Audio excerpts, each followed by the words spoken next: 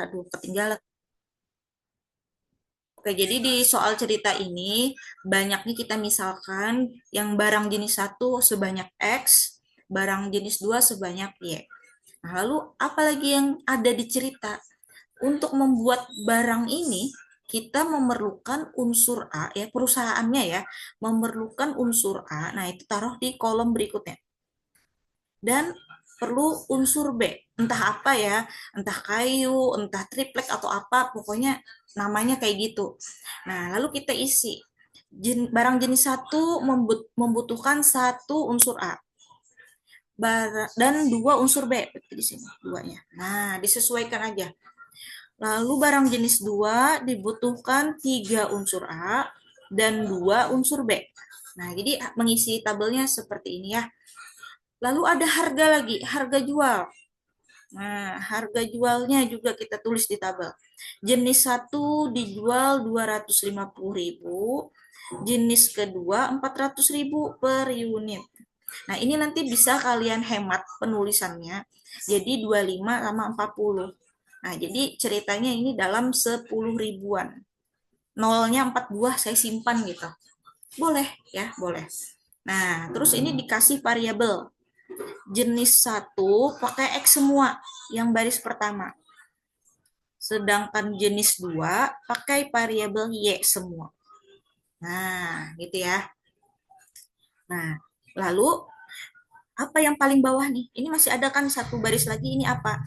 Nah, ini biasanya yang tersedia atau modalnya bisa juga. Di cerita ini kan memerlukan, bentar ya, ada yang lewat. Memerlukan 18 unsur A dan 24 unsur B.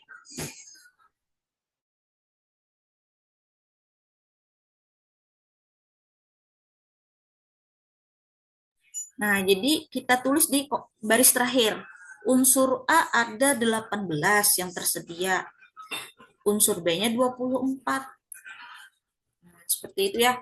Sedangkan harga jual ini nanti yang ditanyakan. Dia akan menjadi fungsi objektif. Istilahnya tuh fungsi objektif yang jadi sasaran kita atau fungsi tujuan istilahnya ya. Nah, kita tulis ini 25X tambah 40Y. Nah, mau jadi berapa ya kan supaya maksimum. Nah, ini biasanya disimbolkan F, X, Y. Nah, ini namanya fungsi objektif atau fungsi tujuan. Karena tujuan kita mau memaksimalkan harga jual supaya pendapatannya maksimal. Fungsi tujuan atau objektif ya istilahnya. Nah, sekarang kita bikin sistemnya. Ini udah tabelnya ya. Bagaimana? Adakah yang belum jelas dalam pembuatan tabel ini?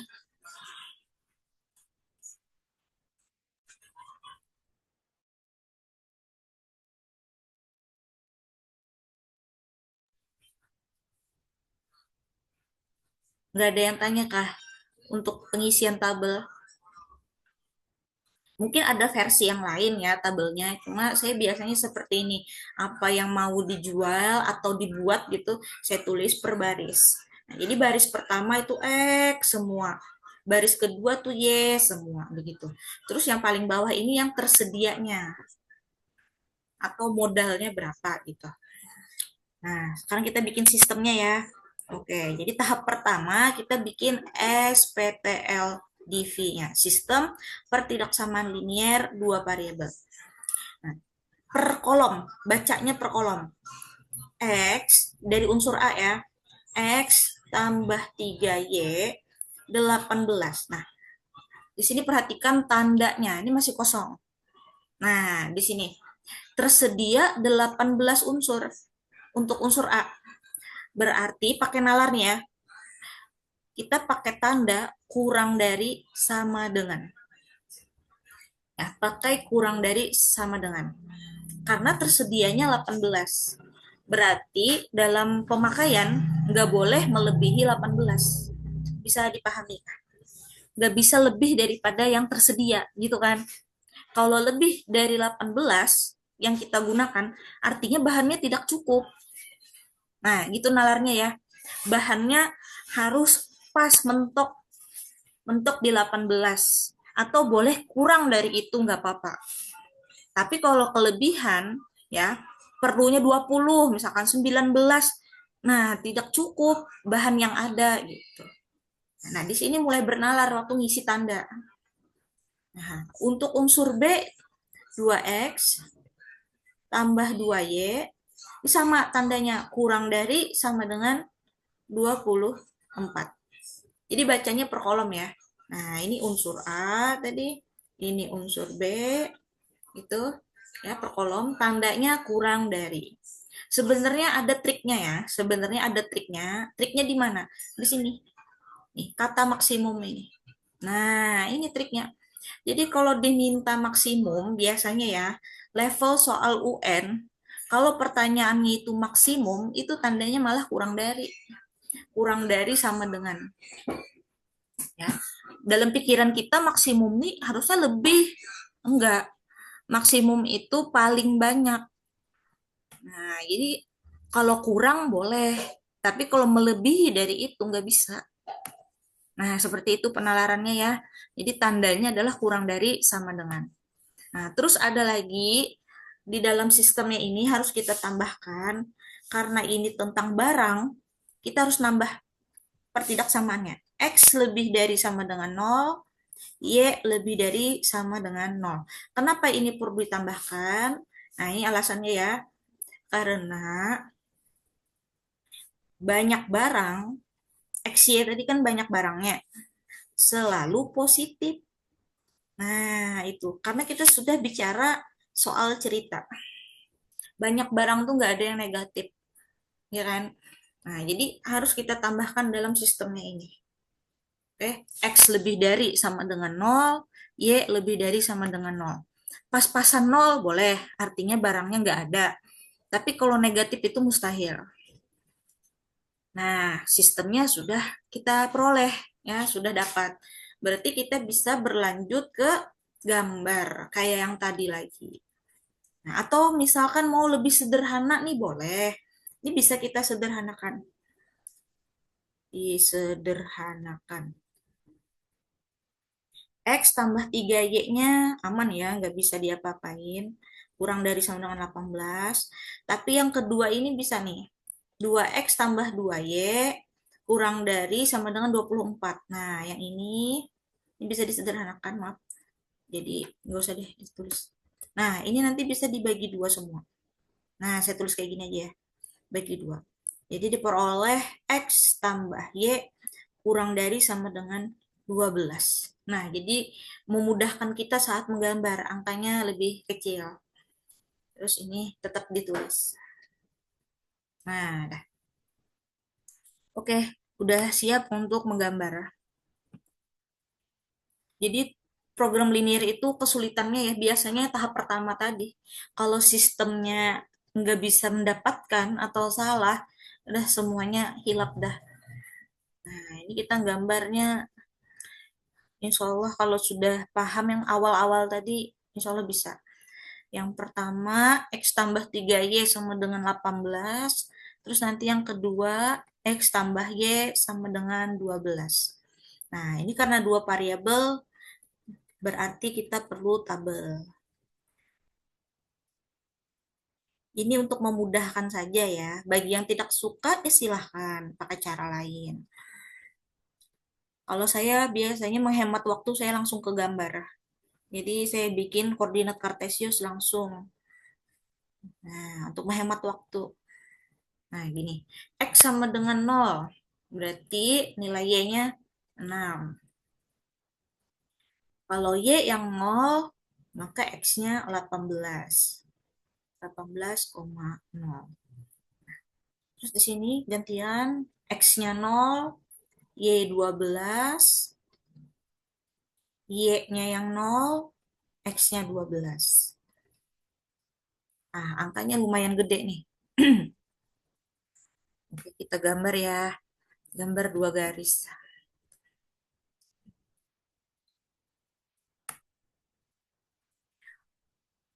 Gak perlu rapi-rapi banget, yang penting bisa terbaca gitu. Oke, saya pakai skala 6 ya. Karena ini semua angka-angkanya kelipatan 6. 6, 18, 12. Ya kan? Berarti anggap ya ini 6, ini 12, ini 18. Nah, saya pakai kelipatan 6. Bagusnya konsisten ya. Karena kalau tidak rapi gambarnya, nanti gambarnya jelek. Nah, ini skalanya harus konsisten. Mau kelipatan 2, berarti 2 semua. 3, 3 semua. Nah, jadi nggak mesti harus 1. Karena kepanjangan kalau pakai 1.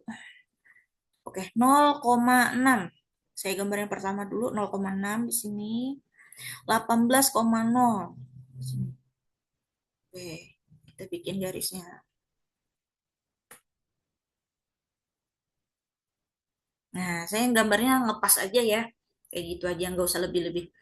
Terus yang gambar kedua 0,12, 0,12 ini 12,0 di sini. Oke. Nah, kalau soal program linier, clue-nya ya, gambarnya itu pasti kuadran satu. Nah, ini kalian kalau mau nyatet silahkan ya. Kenapa gambarnya di kuadran satu? Karena tadi banyak barang selalu positif. Nah, ini kan kita punya jadi di pertidaksamaan nih kan. X lebih dari sama dengan nol, Y lebih dari sama dengan nol. Berarti gambar pasti di kuadran satu. Nah, ini saya tambahin keterangannya. Nah, jadi nggak usah lebih-lebih waktu gambar. Kalau mau lebih, keluar dari itu ya nggak masalah juga. Cuma nanti daerah arsiran tuh pasti di kuadran satu. Jadi kita lebih baik fokus di situ aja.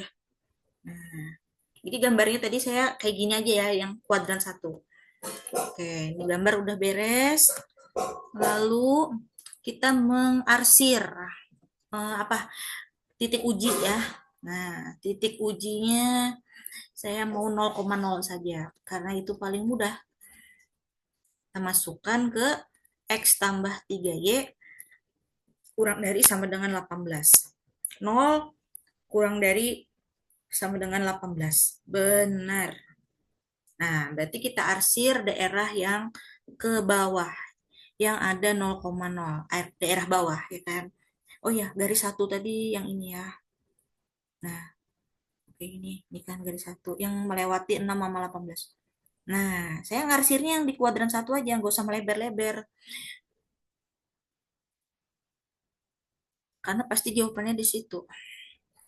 Terus titik uji yang kedua, kalau mau beda boleh, tapi saya paling gampang 00. Nah, masukkan lagi X tambah Y kurang dari sama dengan 12. 0 kurang dari sama dengan 12. Bener lagi. Nah, oke saya ganti warnanya yang biru ya. Nah, berarti ini garisnya biru. Ini. Nah, ini biru. Nah, kelihatan kan? Yang ada dua warna ya. Yang ada merah dan biru. Nah, tuh. Dapat deh. Itu daerah himpunan penyelesaian. Nah, apakah sampai sini aja? Nah, ini belum terjawab lagi pertanyaannya. Ya, kalau kalian sudah dapat daerah penyelesaiannya, ya ini yang bentuk kayak trapesium, ya segi empat itu yang mirip-mirip trapesium, tapi bukan trapesium ini segi empat sembarang.